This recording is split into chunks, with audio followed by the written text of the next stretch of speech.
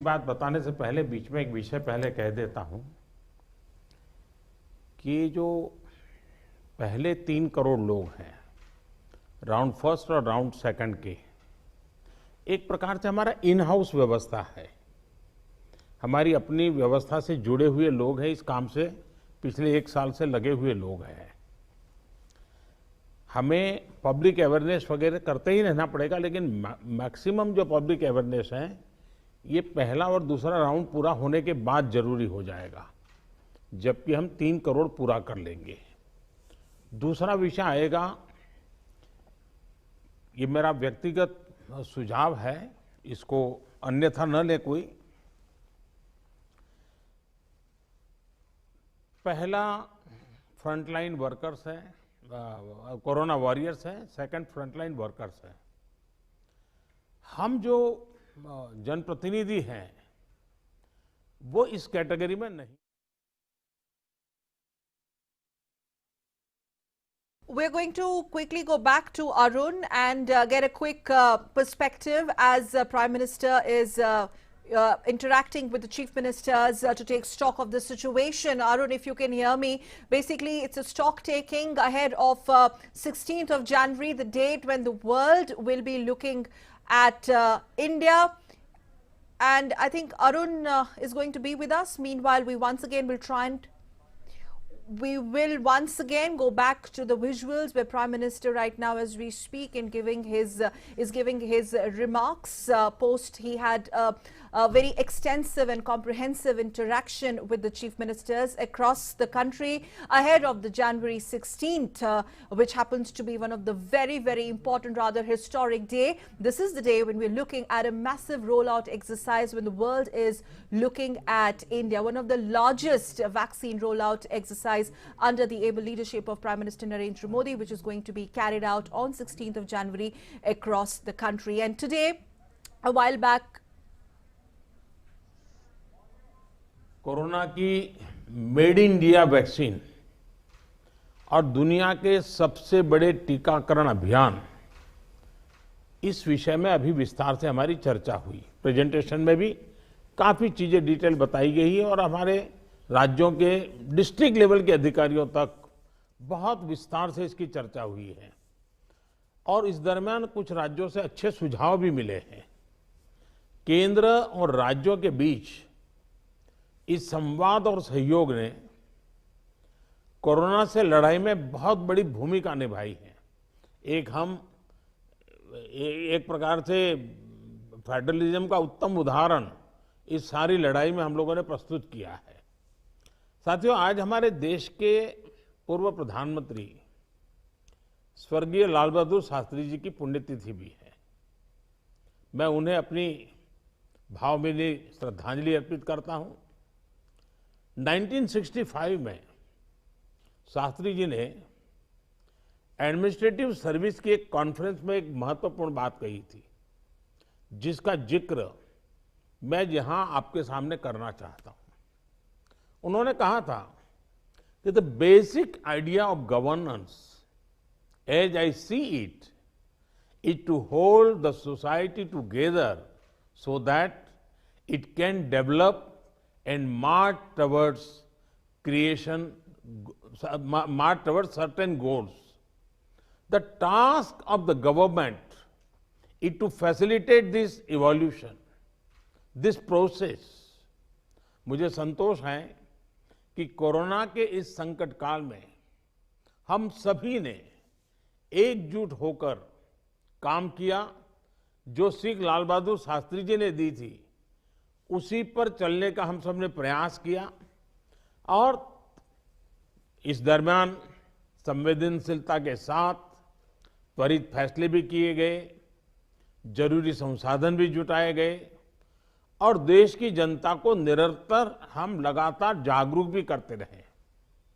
और आज इसी का परिणाम है कि भारत में कोरोना का संक्रमण वैसा नहीं है और न ही वैसा फैला है जैसा दुनिया के अन्य देशों में हमने देखा है। जितनी घबराहट और चिंता 7-8 महीने पहले देशवासियों में थी, अब लोग उससे बाहर निकल चुके हैं। ये अच्छी स्थिति है, लेकिन केयरलेस न हो जाए ये भी हमें चिंता करनी है। देशवासियों में बढ़ते विश्वास का प्रभाव आर्थिक गतिविधियों पर भी सकारात्मक रूप से दिखाई दे रहा है। मैं आपके राज्य प्रशासन की भी दिन रात जुटे रहने के लिए प्रशंसा करता हूं। साथियों, अब हमारा देश कोरोना के खिलाफ लड़ाई में एक निर्णायक चरण में प्रवेश कर रहा है। ये चरण है वैक्सीनेशन का। जैसे यहां जिक्र हुआ, 16 जनवरी से हम दुनिया का सबसे बड़ा टीकाकरण अभियान शुरू कर रहे हैं। ये हम सभी के लिए गौरव की बात है कि जिन 2 वैक्सीन को इमरजेंसी यूज ऑथराइजेशन दिया गया है, वो दोनों ही मेड इन इंडिया है। इतना ही नहीं, 4 और वैक्सीन प्रोग्रेस में है। और ये जो मैं करीब 60-70% काम पहले राउंड का होने के बाद बैठने की चर्चा इसलिए करता हूं कि उसके बाद और वैक्सीन भी आ जाएगी, और जब और वैक्सीन आ जाएगी तो हमें फ्यूचर का प्लान करने में वो भी एक बहुत बड़ी सुविधा रहेगी। और इसलिए सेकंड पार्ट इसका जो है, जो हम 50 से ऊपर वालों के लिए जाने वाले हैं, तब तक शायद हमारे पास और भी कुछ वैक्सीन आने की संभावनाएं हैं। साथियों, देशवासियों को एक प्रभावी वैक्सीन देने के लिए हमारे एक्सपर्ट्स ने हर प्रकार की सावधानियां बरती हैं, और अभी साइंटिफिक कम्युनिटी की तरफ से विस्तार से हमें बताया भी गया है।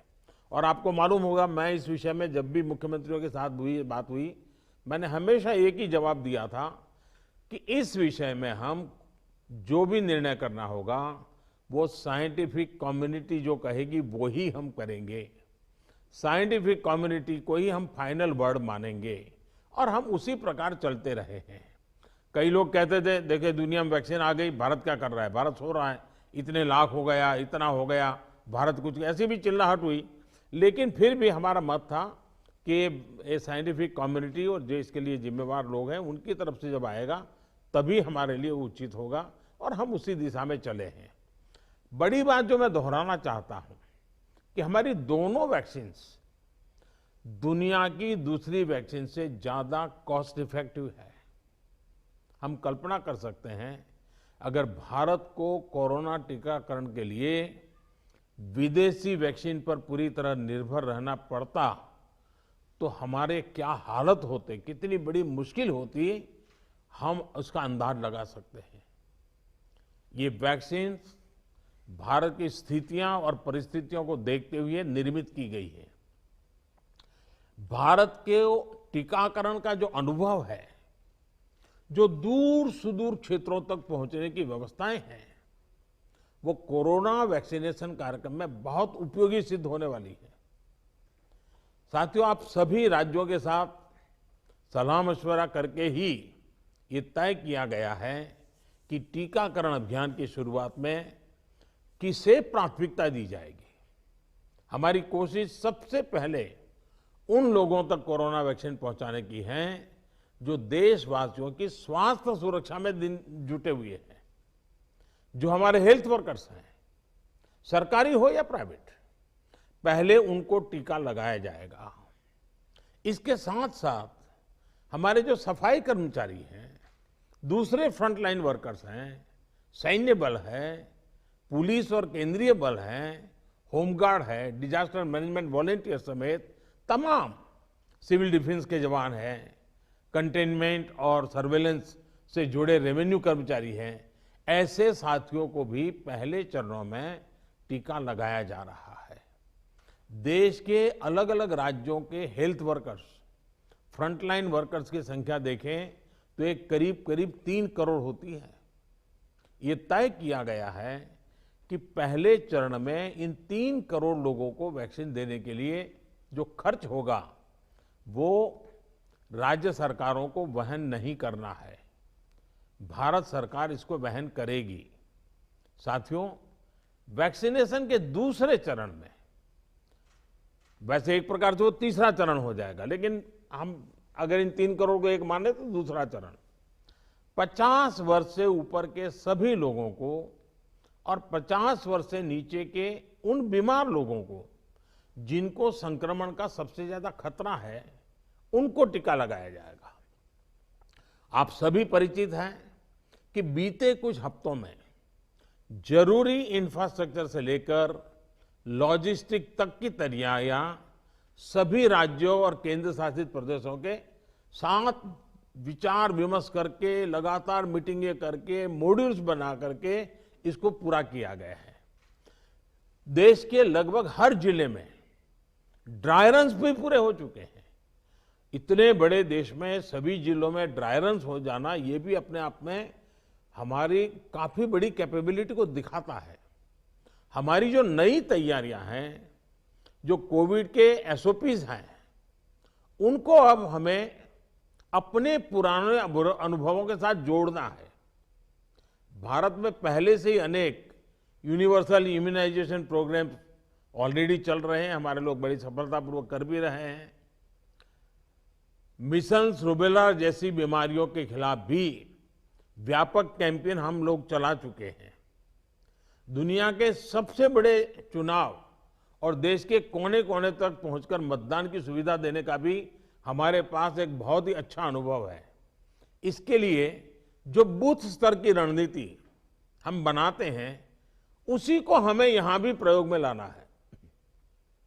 साथियों, इस टीकाकरण अभियान में सबसे अहम उनकी पहचान और मॉनिटरिंग का है जिनको टीका लगाना है। इसके लिए आधुनिक टेक्नोलॉजी का उपयोग करते हुए कोविन नाम का एक डिजिटल प्लेटफॉर्म भी बनाया गया है।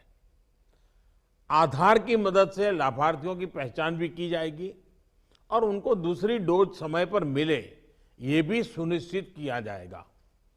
मेरा आप सभी से विशेष आग्रह रहेगा कि टीकाकरण से जुड़ा रियल टाइम डेटा कोविन पर अपलोड हो, ये सुनिश्चित करना है।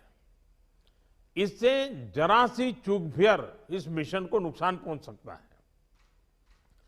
कोविन पहले टीके के बाद एक डिजिटल वैक्सीनेशन सर्टिफिकेट जनरेट करेगा।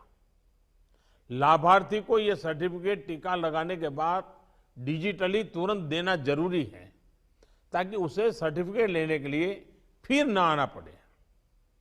किसको टीका लग चुका है, ये तो इस सर्टिफिकेट से पता चलेगा ही, साथ ही दूसरी डोज उसको कब लगेगी, इसके रिमाइंडर के रूप में भी ये काम करेगा।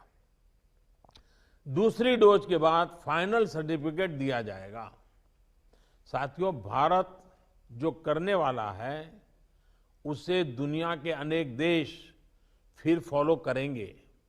इसलिए हमारी जिम्मेदारी बहुत ज्यादा है।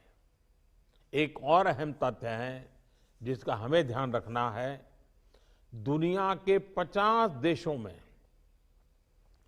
3-4 सप्ताह से वैक्सीनेशन का काम चल रहा है। करीब करीब 1 महीना हुआ, लेकिन अब भी करीब करीब 2.5 करोड़ लोग ही वैक्सीन हो पाई है पूरी दुनिया में। उनकी अपनी तैयारियां हैं, उनका अपना अनुभव है, उनका सामर्थ्य है, वो अपने तरीके से कर रहे हैं। लेकिन अब भारत में हमें अगले कुछ महीनों में ही लगभग 30 करोड़ आबादी के टीकाकरण का लक्ष्य हासिल करना है। इस चुनौती का पूर्वानुमान लगाते हुए ही बीते महीनों में भारत ने बहुत व्यापक तैयारियां की हैं। कोरोना की वैक्सीन से अगर किसी को कुछ असहजता होती है, तो उसके लिए भी जरूरी प्रबंध किए गए हैं। यूनिवर्सल इम्यूनाइजेशन प्रोग्राम में पहले से ही इसके लिए एक मैकेनिज्म हमारे पास रहता है। कोरोना टीकाकरण के लिए इसको और मजबूत किया गया है।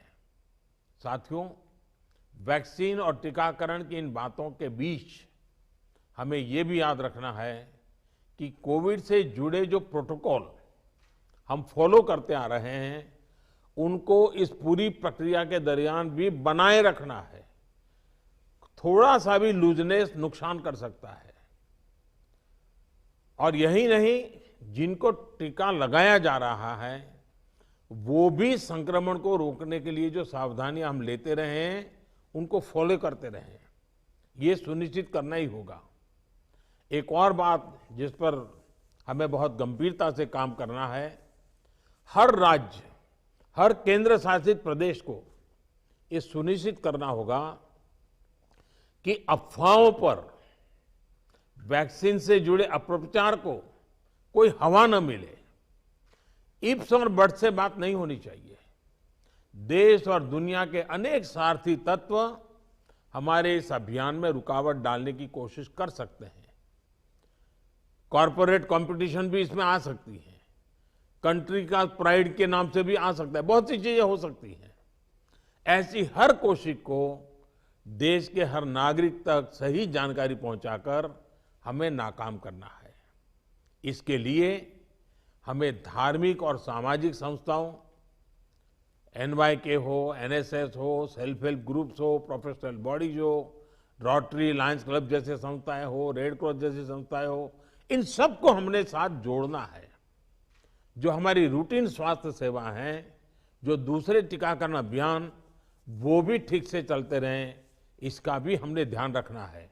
क्योंकि हमें मालूम है कि हम 16 को शुरू कर रहे हैं, लेकिन हमारी 17 को एक रूटीन वैक्सीन का भी डेट है। तो इसलिए हमारा जो रूटीन वैक्सीन का काम चलता है वो भी कहीं डैमेज नहीं होना चाहिए। आखिरी में एक और गंभीर विषय के बारे में आपसे जरूर बात करना चाहता हूं। देश के 9 राज्यों में बर्ड फ्लू की पुष्टि हुई है। ये राज्य हैं केरला, राजस्थान, हिमाचल प्रदेश, गुजरात, हरियाणा, उत्तर प्रदेश, मध्य प्रदेश, दिल्ली और महाराष्ट्र। बर्ड फ्लू से निपटने के लिए पशुपालन मंत्रालय द्वारा कार्य योजना बनाई गई है, जिसका तत्परता से पालन आवश्यक है। इसमें डिस्ट्रिक्ट मजिस्ट्रेट की भी बड़ी भूमिका है। मेरा आग्रह है कि प्रभावित राज्यों के मुख्यमंत्री साथी भी मुख्य सचिवों के माध्यम से सभी डिस्ट्रिक्ट मजिस्ट्रेट का मार्गदर्शन करें।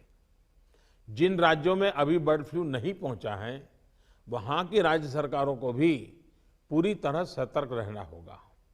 हमें सभी राज्यों, स्थानीय प्रशासन को वाटर बॉडीज के आसपास, पक्षी बाजारों में, जू में, पोल्ट्री फार्म इत्यादि पर निरंतर निगरानी रखनी है, ताकि पक्षियों के बीमार होने की जानकारी प्राथमिकता पर मिले।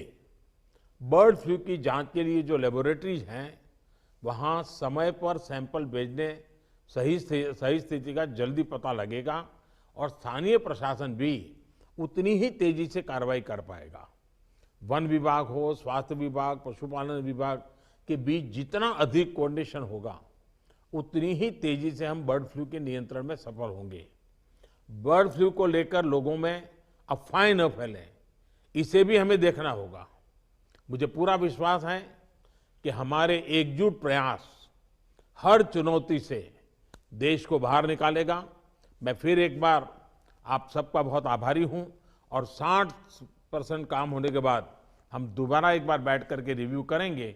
उस समय जरा विस्तार से भी बात करेंगे और तब तक कुछ नई वैक्सीन आ जाए तो उसको भी हम संज्ञान में लेकर के आगे की अपनी रणनीति बनाएंगे। बहुत बहुत धन्यवाद आप सबका।